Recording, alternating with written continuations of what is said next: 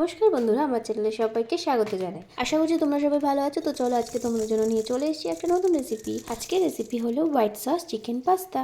তো প্রথমে একটা কড়াই নিয়ে তার মধ্যে পাস্তা সিদ্ধ করতে বসিয়ে দিলাম, আর সাথে চিকেনটাকেও সিদ্ধ করতে বসিয়ে দিলাম, আর সামান্য পরিমাণ নুন দিয়ে ঢাকা দিয়ে দিলাম সিদ্ধ হওয়ার জন্য। তো এবার এদিকে সবজি কাটার পালা। তো ফার্স্টে একটা ক্যাপসিকাম নিয়ে নিয়েছি, তারপর এটাকে লম্বা লম্বা করে পিস করে নিচ্ছি।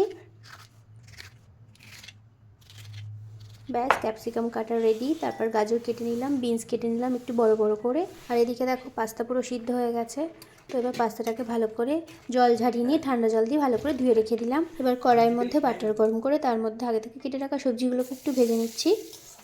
ব্যাস, এবার ভাজা ভাজা হয়ে গেছে। এবার আগে থেকে সিদ্ধ করে রাখা যে চিকেন ছিল সেগুলোকে কিমা করে নিয়েছি। তো চিকেন কিমাটাকেও দিয়ে দিয়েছি। এবার সাথে দিয়ে দিলাম একটা ডিম, দিয়ে ভালো করে সব উপকরণগুলোকে ভালো করে মিশিয়ে নিতে হবে। তারপর দিয়ে দিলাম পরিমাণ মতো নুন, গোলমরিচের গুঁড়ো,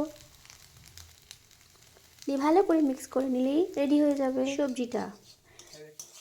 এবার আবারও কড়াই নিয়ে তারপর বাটার ভালো করে দিয়ে দিলাম।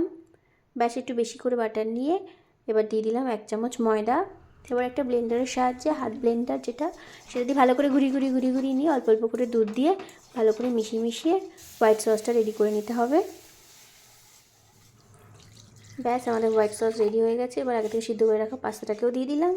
এবার নেড়ে নিলাম ভালো করে। তারপর ওপর থেকে ভেজে রাখা ভেজিসগুলোকে দিয়ে দিলাম। দিয়ে আরেকটু ভালো করে মিশিয়ে নিয়ে ওপর থেকে কাঁচা লঙ্কা কুচি ছড়িয়ে দিলাম, আর একটু লঙ্কার গুঁড়ো দিয়ে দিলাম।